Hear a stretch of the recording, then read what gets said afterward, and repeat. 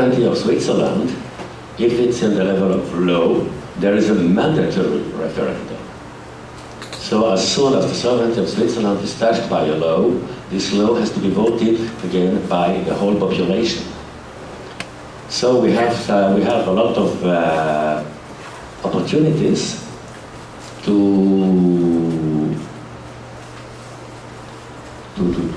use our democratic rights. We vote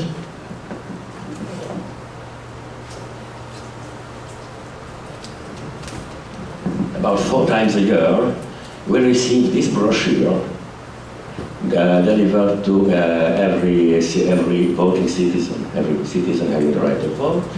This one is for the popular voting of September 23, 2012.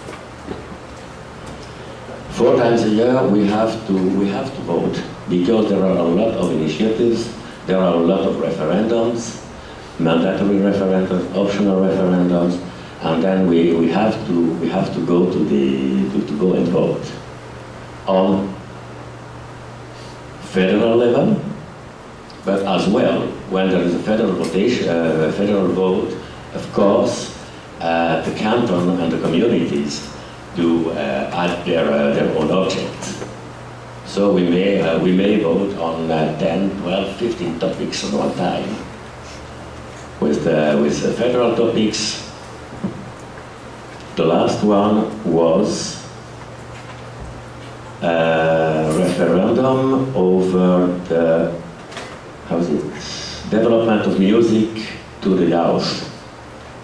Then a popular initiative for a tax question for the old age people, for the pension people, and one people's initiative for the protection of passive smoking. So protection of passive smoking, there was a group who wanted to put the protection of passive smoking into the constitution. And in Switzerland we vote with the age of 18 since 1976 about. Okay, that's now for the instrument of direct democracy. And we have a parliament. We have a parliament constituted of a lower house, National Council, representatives of the people, 200 members that, who are elected on the proportional vote. And we have a so-known Council of States, a kind of Senate, 2 members per canton, elected on the majority voting mostly, that have to protect the interests of the cantons. And on the executive, we have our federal council that counts 7 members from the 4 main parties represented in the parliament, and they are elected by the parliament every 4 years. So I think I come to an end because Professor Chen didn't give me much time to prepare myself. And I really thank you for your attention. And now I'm waiting, of course, for questions. You certainly have a lot.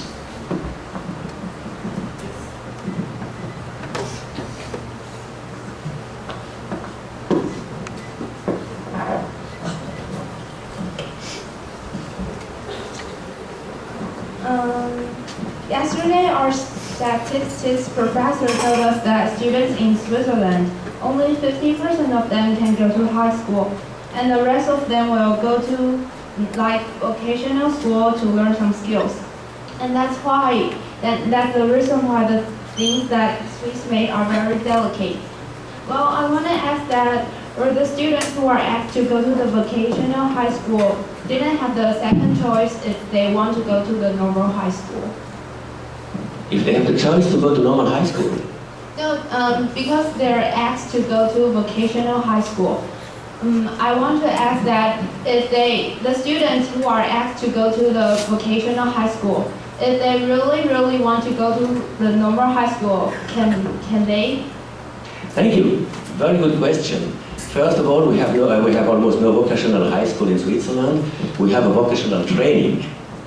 After the obligatory school time is 9 years.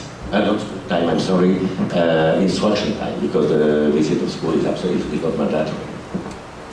9 years of mandatory education, and after those 9 years of mandatory education, the youth have the choice to go on vocational training or to senior high school. Vocational training in Switzerland is an institution. It's an institution, it exists since decades, and there are about not 15% but 35% of I would say about 50% of the youth go to the senior high school, and about 50% of the youth go to the vocational training. It's a personal choice. It's not an obligation. Of course, the school results have an influence. I mean, the youth who have not enough low basic school level do not like to go to senior high school at first. And after senior high school, about 80% of the senior high school students go to the university, to the high schools. Are you satisfied? Yeah, thanks.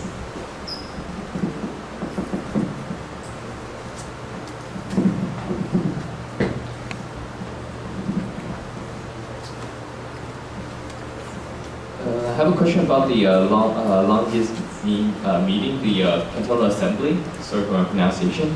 But when you are voting in like it's an open air, kind of like a debate and a political kind of like law making place.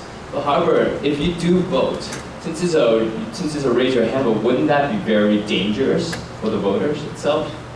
No. No, absolutely not. It's a good. That's a good question. That's a good question. But we the Swiss people participating to the Landsgemeinde, those Swiss people are educated to accept the vote of the neighbor. That's an education question, and it's a respect of democracy. And also, just another question: why is it only two? Why is it that all the cantonal assemblies died except in two? I believe in two cantons.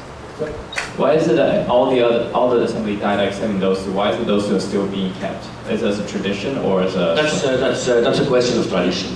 Tradition. It's a question of tradition. It's not a question of.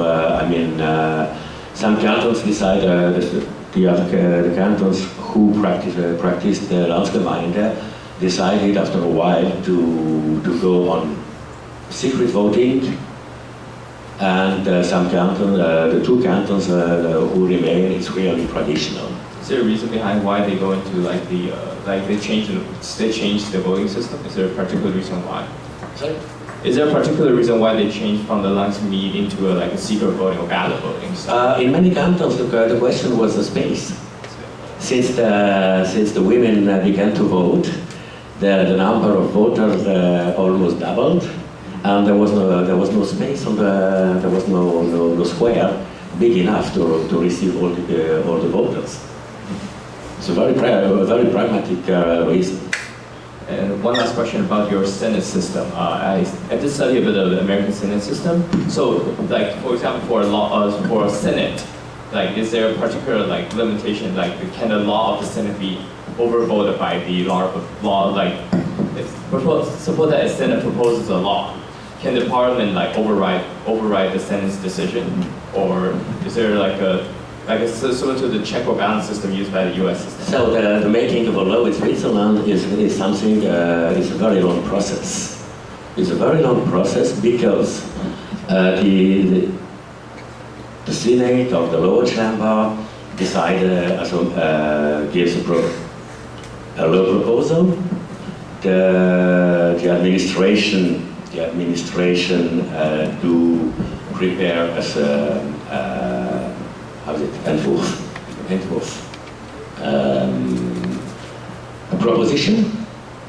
proposition of law. This law goes to the lower chamber, will be discussed in the lower chamber, will be amended in the lower chamber. After it's amended, after it's definitely, so half definitely decided by the lower chamber, it goes to the higher chamber, where it will be discussed again, amended, revoted, modified, back to the lower chamber to accept the amendments or to reject the amendments, and so forth until the law comes into force after a wide consensus. Thank you.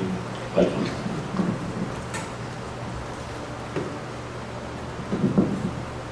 Some more questions, please.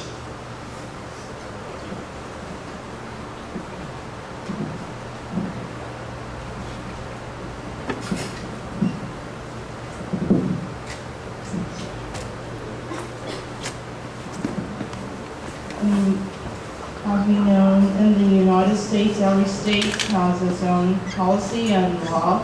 So does every canton in Switzerland has its own policy and laws, or all the same? I don't understand quite the question. Does every canton has its own law and policy? Okay.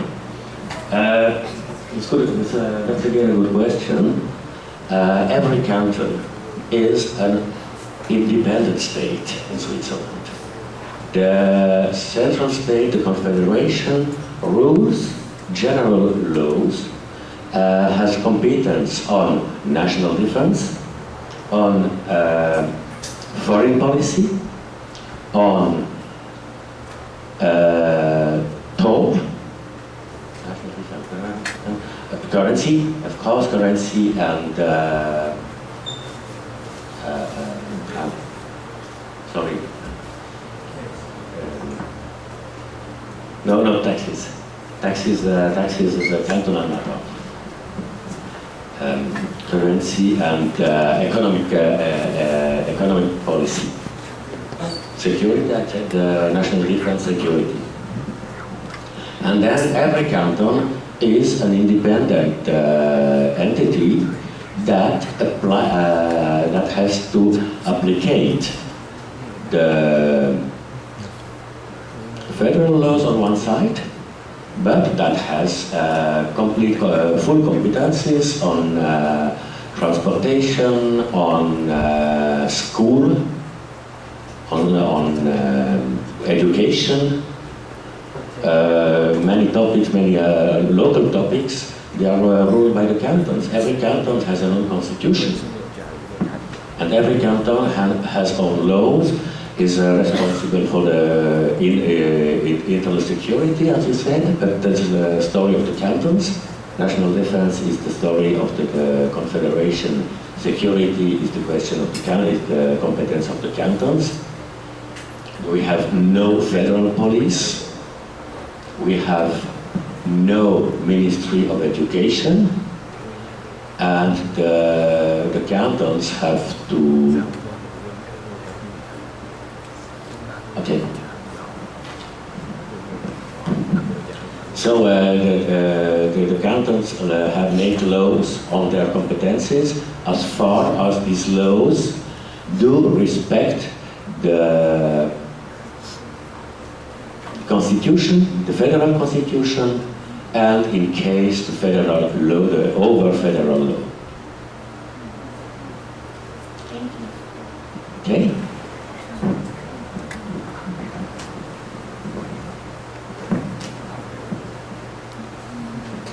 Somebody else? You?